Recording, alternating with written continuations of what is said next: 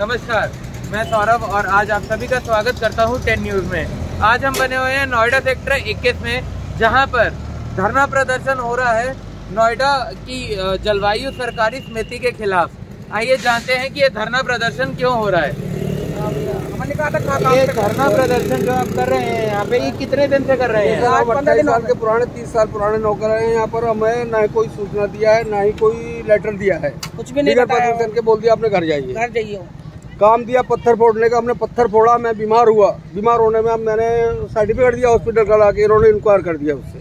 कहते ये सर्टिफिकेट नहीं चलेगा, आप एफिडेविट बोलाइए बनवा के। क्या बोलते हैं उसको मैं जानता नहीं सर। ये मैंने रिक्वेस्ट की, हाथ जोड़े, विनती करी, पैर पकड़े। वो चेयरमैन ने बोला भी कि मैं ड्यूटी ले लूंगा। मैं तुलिका जो है, तुलिका कहती है कि आप तो मैं ले ही नहीं सकती ड्यूटी पे, आप मुझे पहले सर्टिफिकेट ही ला के दीजिए। मैं कहा डॉक्टर ने लिखा है, आप डॉक्टर के साइन देखिए, डॉक्टर की मोहर देखिए, डॉक्टर ने लिख भी दिया है, गुड है, बंदा ड्यूटी ले लो। मैं फिर भी कहती है नहीं, अब मुझे सर्टिफिकेट लेना है, जो करना है आपको करिए। ये तुलिका जी का बयान है। अच्छा। चेयरमैन ने मेरे से बोला मैं बेटे आपको ड्यूटी लूंगा, लेकिन वो तुलिका जी ने एंड मना कर दिया कि मैं ड्यूटी नहीं ले सकती। आपको जो भागना है भागो, जो दौड़ना है दौड़ो, जो करना है करिए। ये तुलिका जी का कहना है। हम तो सर हाथ जोड़ते हैं, पैर पकड़ते हैं। मैंने पैर ही पकड़े चेयरमैन साहब के। चेयरमैन ने बोला भी था कि बेटे आप ये काम छोड़ दो, ये काम कर लो। मैंने बोला मैं ठीक है सर, करने को तैयार हूँ। मैंने पत्थर फोड़े, बीमार हुआ, मेरे को अटैक के बहुत थोड़ा झटका लगा, बीमार था, शुगर बना मेरे को। मैंने इलाज कराया, मैं ठीक हो गया। मैं डॉक्टर से लिखवाया, गुड कर दिया, लेकिन फिर भी बंदी लेके नहीं तैयार नहीं।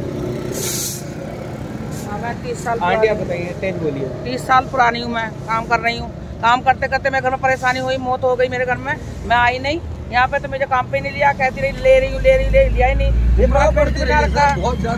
अब मुझे जब नहीं लिया तो मैं हाथ जोड़ रही हूँ, मेहनत कर रही हूँ, नहीं ले रही बिल्कुल भी। वो कर रही है जाओ तुम्हारी फाइल दब गई, कोई भी कुछ कर लो, तुम्हारे नहीं लेंगे हम काम पे। फिर भी मैं रोती फिर चेयरमैन के दौरे पे गई, कुछ नहीं कह रहे। फिर हम जाकर हम बैठे हुए हम धरने पे।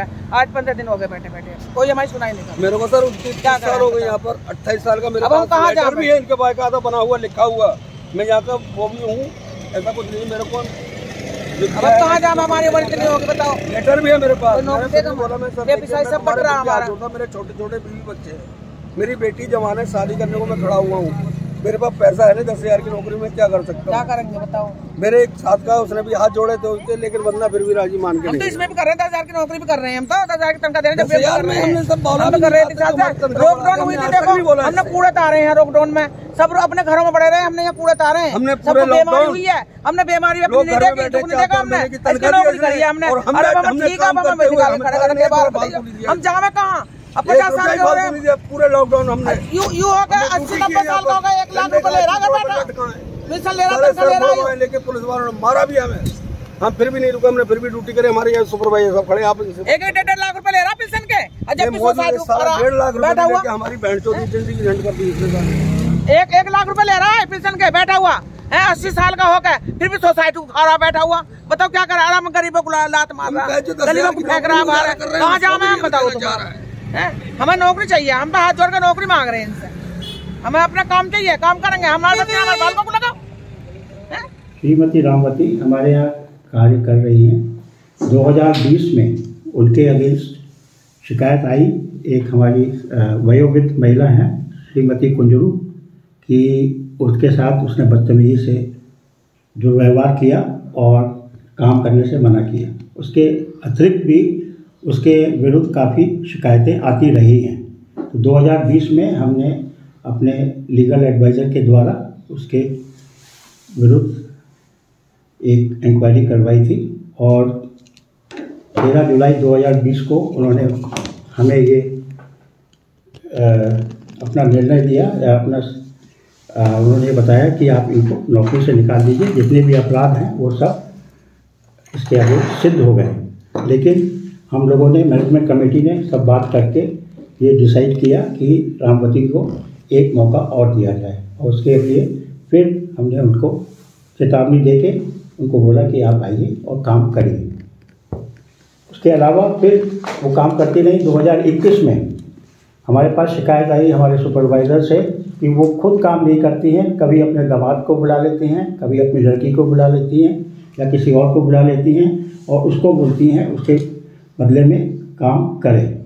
ये शिकायत आने पर हमने उनके विरुद्ध फिर एक इंक्वायरी करी और और इंक्वायरी में ये सब सिद्ध हो गया कि वो खुद काम नहीं करती हैं, किसी और से काम करवाती हैं और काम में नियमितता नहीं है, अनियमित तरीके से वो काम करती हैं, कभी करती हैं कभी नहीं करती हैं, कभी काम पूरा भी नहीं करती हैं। और ये इंक्वायरी में भी हमारे इंक्वायरी ऑफिसर ने यही हमें रिकमेंडेशन दी कि उनको नौकरी से निकाल दिया जाए। तो हमने उनको फिर कारण बताओ नोटिस दिया, कारण बताओ नोटिस उन्होंने लेने से इनकार कर दिया और हमने उनके घर भी भेजा रजिस्टर्ड पोस्ट से, तो वहाँ से भी वो वापस आ गया है। तो इस वक्त ये स्थिति है हमने, और उसके बाद वो ड्यूटी पे नहीं आ रही और वैसे भी अगर ड्यूटी पे आएंगी तो हम उनको कारण बताओ नोटिस देंगे।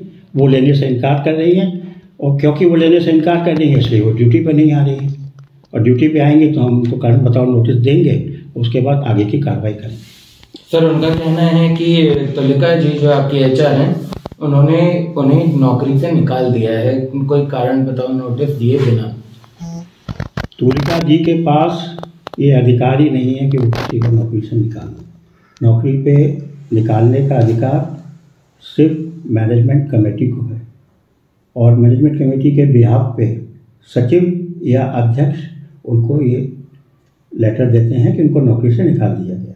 अभी दूसरी बार इंक्वायरी करने के बाद हमने उनको कारण बताओ नोटिस बनाया है कि हमने इनको बोला है कि आप अपना कारण बताएं कि हम आपको नौकरी से क्यों नहीं निकालें, क्योंकि आप खुद काम नहीं करती हैं, किसी और से काम करवाती हैं। उसको उन्होंने लेने से मना कर दिया। ये देखिए हमारे पास ये रहा वो लेटर, जिसको लेने से मना कर दिया उन्होंने। कारण बताओ नोटिस को लेके बताएं तो हमें, कारण ही नहीं बता रहे तो हम क्या करें।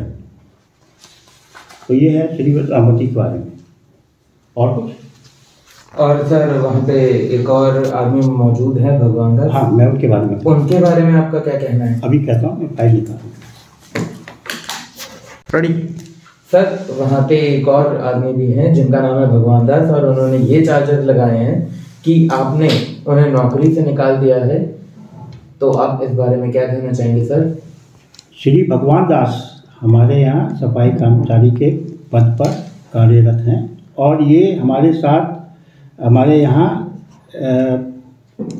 1 जून 2015 से हमारे यहाँ काम कर रहे हैं।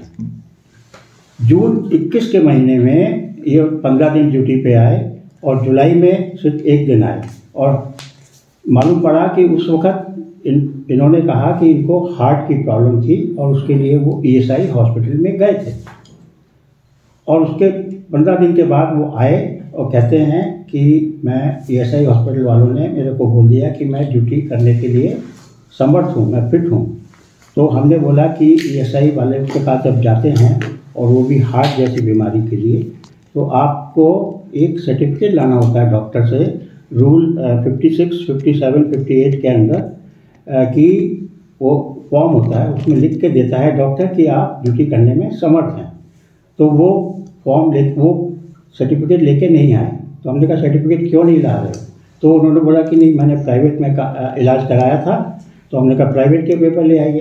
तो वो प्राइवेट के पेपर भी नहीं लाए और ना ड्यूटी पे आए। और इसके बाद हमें उन्होंने 17 सितंबर 2021 को एक श्रम यूनियन की तरफ से एक नोटिस भेज दिया। उसमें उन्होंने 3 हम पे गलत आरोप लगाए हैं। पहला इन्होंने लिखा कि वो हमारे साथ 1 जनवरी 2095 से काम कर रहे हैं, लेकिन वो गलत है। वो 1995 से काम कर रहे हैं और लेकिन वो 1 जून 15 से काम कर रहे हैं। मतलब इन्होंने 20 साल ज़बरदस्ती उसमें बढ़ा ली। दूसरा वो कह रहे हैं कि सैलरी उनको सिर्फ 1114 रुपये मिल रही है। 1114 रुपये सैलरी में कौन काम करता है आजकल पूरे महीने? आपको काम करने वाला ही नहीं मिलेगा। बिल्कुल गलत आरोप है। उनको जो श्रम का न्यूनतम वेतन है उससे करीब 20% ज़्यादा सैलरी मिल रही है। उसका आप हमारा रिकॉर्ड भी देख सकते हैं। तीसरा उन्होंने ये बोला कि हमने उनको 30 अगस्त 21 को ड्यूटी से टर्मिनेट कर दिया। हमने टर्मिनेट तो उनको किया ही नहीं है। अगर टर्मिनेट किया है तो हम उनको कोई लेटर देते, लेकिन उन्होंने कोई लेटर दिखा दें हमें। या रामवती हमको दिखा दे या ये दिखा दे कि हमें टर्मिनेट किया। हमने टर्मिनेट नहीं किया। रामवती के विरुद्ध हमने इंक्वायरी की थी, दूसरी बार इंक्वायरी करके हमने उसको शो कॉज नोटिस दिया था, वो उसने लेने से इनकार कर दिया। वो हमारे पास आए, शो कॉज नोटिस ले और जाए। ऐसा ही श्री भगवान के साथ हुआ। उन्होंने वो ड्यूटी पे आए नहीं, आए तो हमने बोला आप सर्टिफिकेट लेके आइए ESI का, सर्टिफिकेट लाए नहीं। अब इसलिए क्योंकि इतने दिन से वो ड्यूटी पे आए नहीं हैं तो हमने उनके विरुद्ध इंक्वायरी की। इंक्वायरी में भी उन्होंने आके हमारे साथ सहयोग नहीं किया। आते ही नहीं थे, एक बार आए और बिना दस्तखत किए चले गए। उसका हमारे पास साक्ष्य भी है। तो अगर उनको ड्यूटी पे आना है तो वो हमारे को ESI का सर्टिफिकेट लेके आए और उसके बाद जो भी उचित कार्रवाई होगी हम करेंगे। लेकिन अभी जो हमने इंक्वायरी की है, इंक्वायरी वाले ने हमको बोला है कि आप इनको यहाँ से बर्खास्त कर दीजिए, क्योंकि इतने दिन तक ये बिना किसी आज्ञा के अनुपस्थित रहे हैं। इसका हमने शो कॉज नोटिस बनाया है और वो शो कॉज नोटिस आज सवेरे हमने स्पीड पोस्ट से इनके जो पता है उस पर भेजा गया। तो हमें श्री भगवान के बारे में यही बोलना है। सर, आपने कहा कि वो ड्यूटी पे नहीं आए हैं, बट सोसाइटी के जो गार्ड्स हैं उन्होंने कहा कि उन्हें सोसाइटी के अंदर एंटर करने के लिए परमिशन नहीं है, आपके द्वारा मना करा गया है सोसाइटी के गार्ड्स को। हमने मना किया है जब उन्होंने हमको धरने की नोटिस दी है कि 18 तारीख से धरना करेंगे। तो हमने कहा 18 तारीख के बाद अगर वो धरना कर रहे हैं तो वो सेक्टर के अंदर नहीं आएंगे, क्योंकि धरना सेक्टर के अंदर नहीं कर सकते, सेक्टर के बाहर कर सकते हैं। उससे पहले हमने कभी मना नहीं किया। जहाँ तक रामवती का सवाल है, वो उसका तो हमने एक पास भी बना के दिया है कि वो आके दूसरे घरों में काम कर सके और रिकॉर्ड भी है हमारे पास, वो पास भी है। तो हम मना नहीं करेंगे। हाँ, 18 तारीख के बाद हमने मना किया है क्योंकि वो धरना देने का उन्होंने नोटिस दिया है हमको, और उस नोटिस का हमने उनको प्रत्युत्तर भी दिया है कि हमारी क्या स्टैंड है।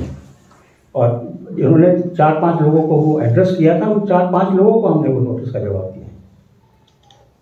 बहुत बहुत शुक्रिया सर 10 न्यूज़ से बात करने के लिए। मैं संवाददाता सौरभ, कैमरामैन सनज के साथ, और आप देख रहे हैं 10 न्यूज़।